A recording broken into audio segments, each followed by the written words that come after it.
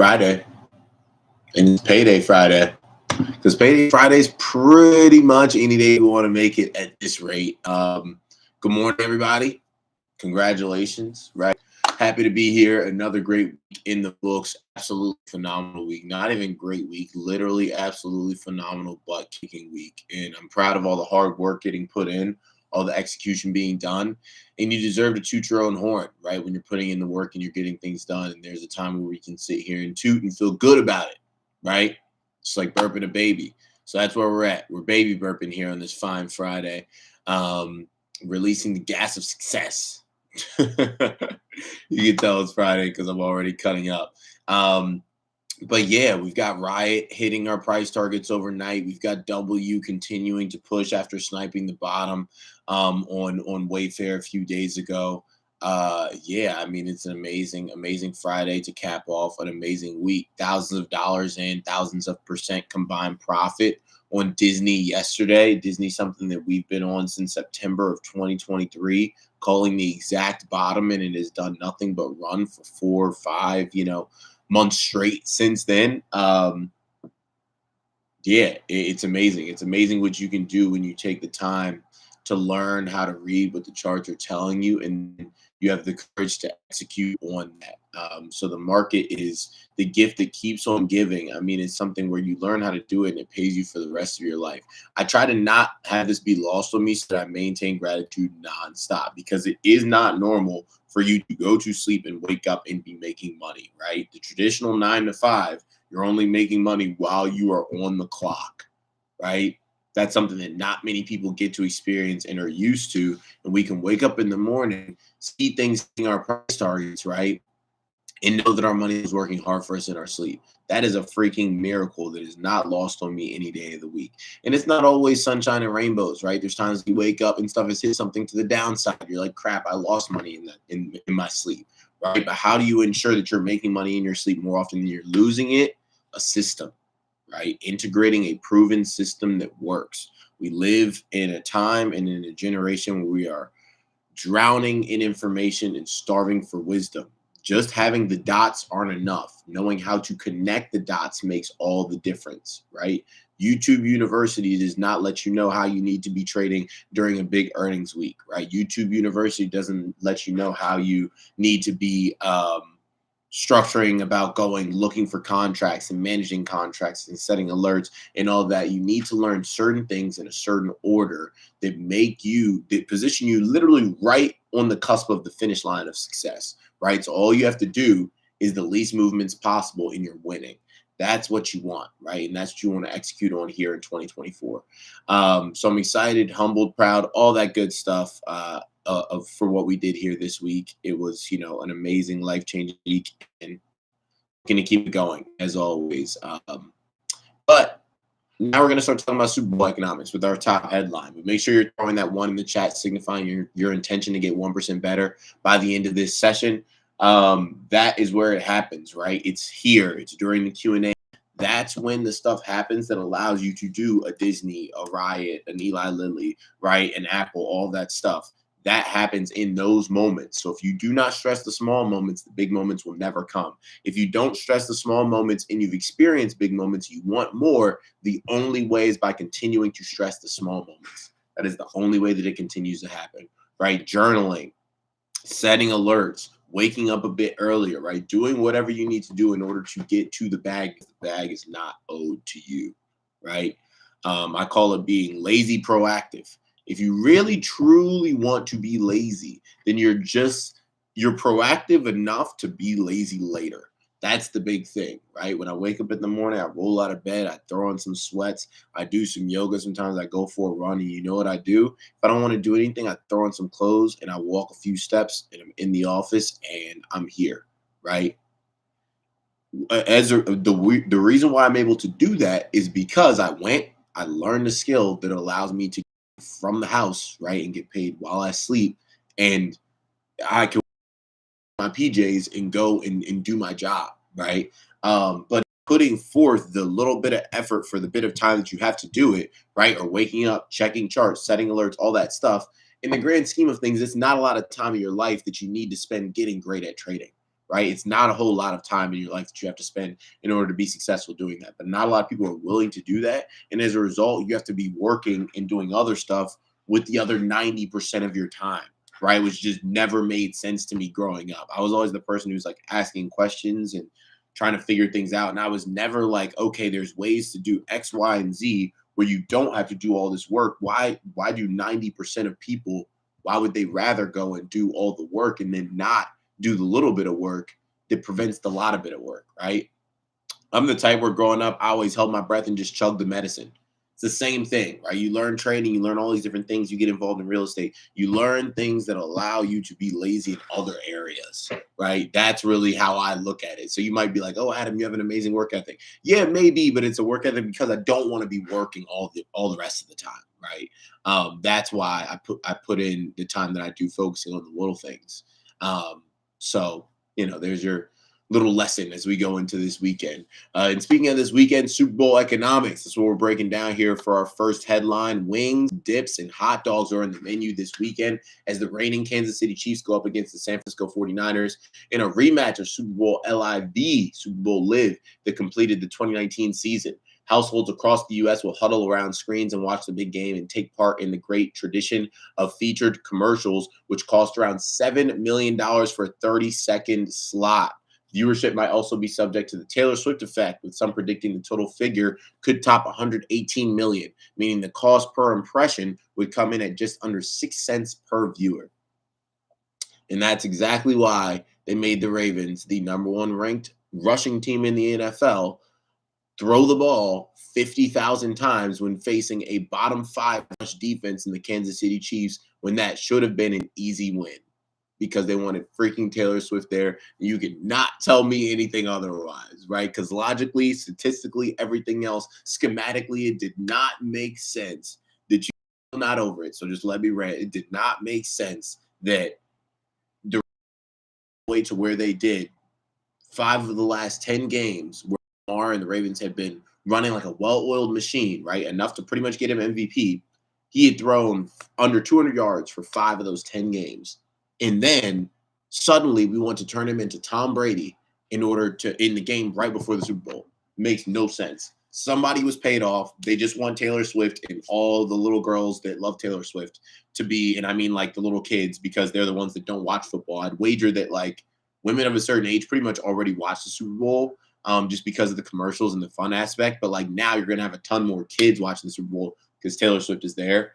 They want the viewers, right? They want the viewers. So somebody got written a check, because otherwise it literally does not make sense, because anyone else with just 2 working brain cells could have schemed up a better offense than what the Ravens had. But anyways, now that that rant is over, you can see here that normally they charge around $5 million for a 30-second time slot for commercials. Now they're $7 million.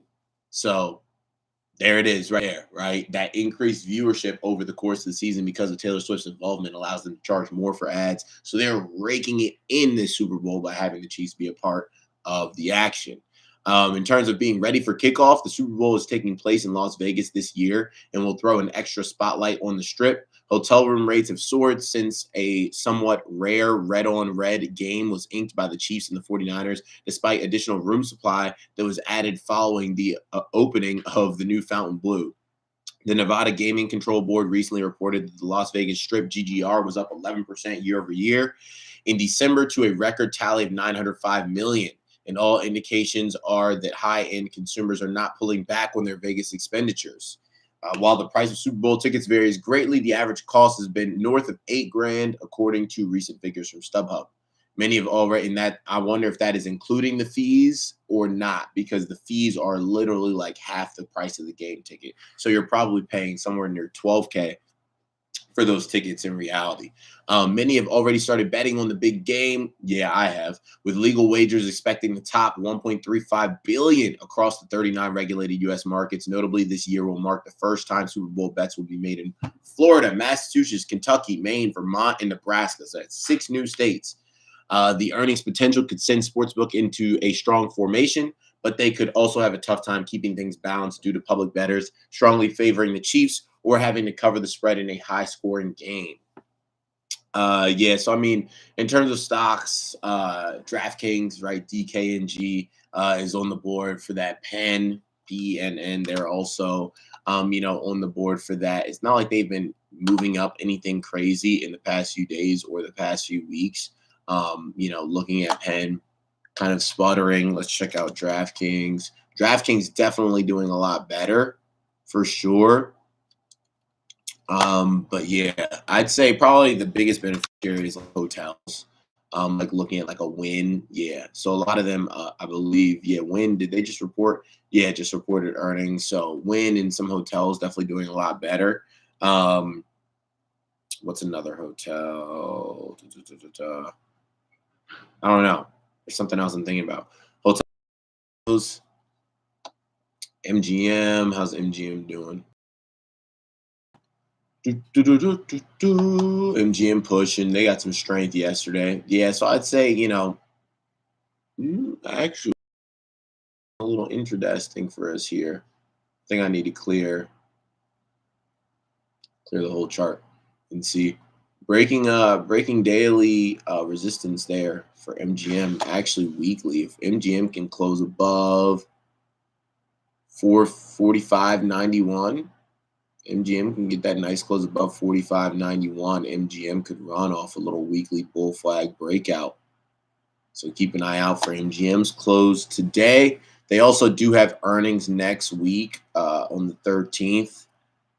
But also, if it's anything like what Win reported, then they might also see some positive movement based off of earnings. So MGM, looking like it could be a juicy swing here with the weekly bull flag breakout potential at 45.91. But we'll keep an eye on that, right? See what we got going on. A new player, Flutter Entertainment, ticker FLUT, which owns a majority stake in FanDuel, began trading on the New York Stock Exchange last week, just in time for Super Bowl LVII. Wow. Okay. Flutter.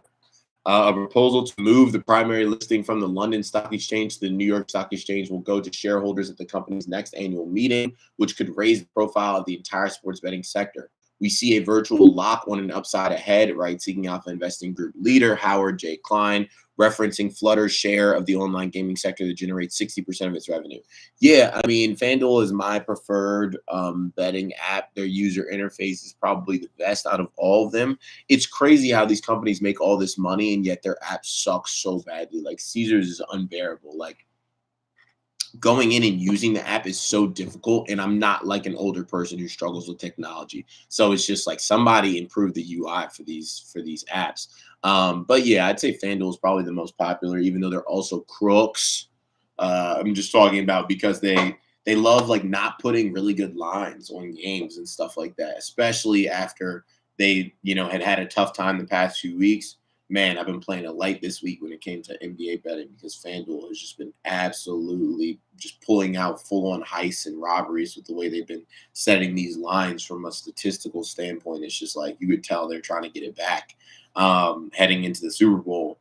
Now, in terms of tech news, the AI project, OpenAI CEO Sam Altman is reportedly in talks with investors to raise as much as 5 to 7 trillion with T. Yes, you read that right. For a major project that would boost the world's chip-making capacity and its ability to power artificial intelligence. Apart from the semiconductor industry, Altman has discussed the ambitious initiative with U.S. Commerce Secretary Gina Raimondo and investors like the UAE government. The news comes as the ChatGPT run rate hit $2 billion in December, making it one of the fastest growing tech companies ever. Elsewhere, OpenAI, along with 200 companies, including Microsoft and Apple, is joining a new consortium to help manage AI development. I feel like it really means just keeping tabs on each other while they all try to race uninhibitedly toward AI dominance. Wow, 5 to 7 trillion boost the world's chip making capacity. Why do I feel like this sounds like the plot of like a movie? Like he's trying to raise 5 to 7 trillion so that they can fly out to an asteroid or something in space, like harvest a bunch of, natural resources that we need to make semiconductors and then bring it back. Like this is giving me those vibes. So because like raising 5 to 7 trillion, bro, what are you doing with that? 5 to 7 trillion dollars to increase the world's chip making capacity. Yeah, that just it's giving like sci-fi movie plot. I don't know who would play the lead role here. but something we could workshop, right? We'll figure it out. In terms of inflation news, CPI revisions, market participants and policymakers are closely watching revisions to the consumer price index this morning. That's because of what happened last year when CPI data was revised significantly higher, sparking concerns over progress in taming inflation. To note, the revisions from the Bureau of Labor Statistics will only affect the seasonality, or excuse me, the CPI data, and experts believe last year's shock revision was an outlier. Friday could be a bit of a non-event, noted ING Economic and Financial Analysis. That is our base case, but we have to remain open to the potential for a surprise that could meaningfully alter the market's view on the timing of Fed policy changes. So in terms of the altered or the seasonal factor revisions, I'm trying to see when those come out. 8:30 a.m. So all right, let's see if we got any type of movement around 8:30. We did. Looks like a pop, and then we've like since sold off the pop. But we 1,000 on the S&P 500, right? Which is something that we've been anticipating. We've been coming up here, and that is a major achievement for America and the market in general. I mean, it's just like hitting another major milestone, which is crazy. Clap it up, right? S&P reached 5,000, SPY reached 500. Let me get a 500 in the chat, a 5,000 in the chat. This is portfolios growing, right? Wealth expanding, and opportunity continuing to grow. And that's something to be excited about in terms of kind of what that means for markets and how, I expect markets to react. Those big round numbers are also areas of, resistance and support. Big round even numbers, a lot of times algos and institutional money, they look to take profit at levels like that. They look to sell at levels like that. So 5,000 on, the S&P 500 and 500 on SPY, which is an ETF representing the S&P 500, can serve as a resistance level. So just be aware of that, right? February is traditionally kind of a flat month.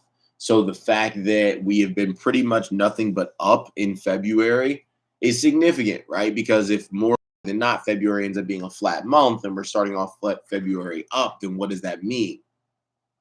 It means that at some point, statistically speaking, based off past performance, we're likely to get some type of drop from here on out. Might not be for the rest of February, might not be a huge drop, but typically February is we go up, we go down, and then we end flat, right? Or we go up big to where we started, right? Or we go down big and we end close to where we started. But it's a volatile month for the most part. In this 5,000 level, right? 500 on SPY, you need to watch and be aware of, because that could be major resistance, or we start to, finally see some capitulation from a market that has been pretty much nothing but up. And that is healthy for us to put in these lows, right? An uptrend is a series of higher highs and higher lows. You still need the higher lows, right? So we'll clap it up and applaud the lows when they come. Just make sure that you're not stuck holding the bag, still mashing the calls button, because the upside is paid more than enough, right? More than enough over the course of the past few weeks. Insert Meta, Microsoft, Apple, Lilly, Disney, like what have you, right? Everything, Nvidia, all of it. So it's definitely time for some red to go into play. So don't be scared of it when it happens, right? And just make sure you're aware of that, because this market is all about a dance and shifting gears. You got to know when to shift gears in this market in order to constantly bring in more money than you lose, right? Make sure you're matching the beat of that drum. So be on the lookout, right? Basically, long story short, we might reject 5,000 hard and you'll see some selling. So keep that in the back pocket, and in terms of something that you could expect, right? Factor that into your expectations on SPY, right? S&P 500. Now, stocks news, fundamentally broken. Greenlight Capital was forced to shift its investing strategy as passive investors grew and algorithmic trading transformed the landscape, according to founder David Einhorn. He believes markets are, quote, fundamentally broken since passive investors, quote, have no opinion about value since, quote, they're going to assume everybody else has done the work. Passive investments such as index funds make up more than 50% of publicly traded assets in U.S. by late 2019, which Einhorn said would pose a problem for funds investing in undervalued companies, given less attention to individual stocks. In related news, the U.S. stocks ended slightly higher on Thursday, with the benchmark S&P 500 index briefly crossing the historic 5,000-point mark. So we get that full crossing here this morning. Happy Friday. In terms of today's markets, mostly green. In Asia, Japan were up 0.1%, Hong Kong down 0.8%, China closed, India up 0.2%, the FTSE in London up 0.1%, Paris down 0.1%, Frankfurt up 0.1%, the Dow flat, S&P up 0.1%, Nasdaq up 0.3%, crude down 0.1%, gold down 0.1%, Bitcoin up 5.5% to 47,238. We'll be looking to take profit on Riot calls here at open as we're getting paid again. Doesn't matter what market, right? Doesn't matter if it's entertainment with Disney, streaming with Disney, gaming with Disney. Doesn't matter if it's tech with Apple, VR. It doesn't matter if it's Pharma, Lilly. You can make money off of it using stock options, even crypto, right? Literally whatever you can imagine, you can make money off of it in the market, and you can make money off of it using stock options. There's like no better sales pitch than that. Like if you're not involved, you got to get involved because it's just like anything. It's like the next thing. We're just moving on to the next thing that pays us, and you can do it all in the market. Like it's not like, oh, I got to wait until tech is hot again. Like, no, I can move to the next thing that is hot. I don't have to wait for NVIDIA to be going nonstop, right? I don't have to wait for Apple to be going nonstop. I can literally take my money, take my profits, move it to something else, the train that's moving, and keep it pushing, right? And keep that momentum strong. In terms of what else is happening, we'll finish up now with our rapid fire stock news rundown. M&A watch, BlackBerry, ticker BB, board changes, Spark, takeover speculation. Shopify, ticker Shop, hikes plus subscription price, third-party transaction fees. Boeing, so that's good news for Shopify. They're making more money. Boeing, ticker BA, plane reportedly showed signs that door plug had moved, boosting chip stocks. ARM gains extend to 58% after earnings. Wow. Cloudflare, ticker NET, soars on better than expected profit outlook. Pinterest, ticker PINS, slides on revenue miss and light guidance. Philip Morris, ticker PM, points to strong momentum with smoke-free sales. Yeah, everybody is back to dip, which is like apparently a big problem in like Sweden, I think it is. Almost no one smokes cigarettes because literally everyone dips. Affirm, ticker AFRM, post earnings beat, sees drop in GMV profit margin. I think Affirm is worth watching this morning because they actually had, I was looking over some of their results. Where the heck is my phone? I was looking over some of their results. I have no idea, but Affirm had very strong results. It was just that drop in GMV, like saw the stock drop, but I could see Affirm like possibly bouncing back this morning. So again, something to look at. If you don't have the charts, don't even try, because you're setting yourself up for failure. If you win, it's just complete coincidence. But I think it is worth, watching to see kind of what type of movement we get from Affirm, because that, generally speaking, and it's not even down that much, right, from where it closed. We closed around that 48.90 level, and it's opening around like 45.70. But Affirm definitely worth taking a look at here because they released like very positive earnings. So, people who played it got IV crushed, but playing it afterward could be something that, absolutely bolts today, because they had like revenue increase by like 50% year over year. And it was like a lot of positive things. I'm so mad that I don't have my phone here, but it was a lot of positive things. And I was like, I'm going to take a look at you at open. ConocoPhillips, ticker, actually, I think it's COP. I don't know. They don't have it listed here. Rises amid higher than expected shareholder payout. So that'll wrap us up. Put a bow on it. Absolutely beautiful week. Amazing week, right? Got me feeling ecstatic. Got me feeling super thankful, grateful, and full of gratitude. We've got, people out here making their first trades, making their first string of successful trades, getting back into things after they fell off the wagon. So many different things, right? And it's just making 2024 seem super promising. So it's very hard to do this stuff on your own, but when you ask questions, you reach out, you take advantage of a great community, it's easy to close the gap between where you are and where you want to be. Excuse me. That's my cue. Been talking a lot. Need some hydration. Need to finish my breakfast smoothie. Much love, everybody. Have a great weekend, a safe weekend. See you back here on Monday. We'll start next week hot. Peace.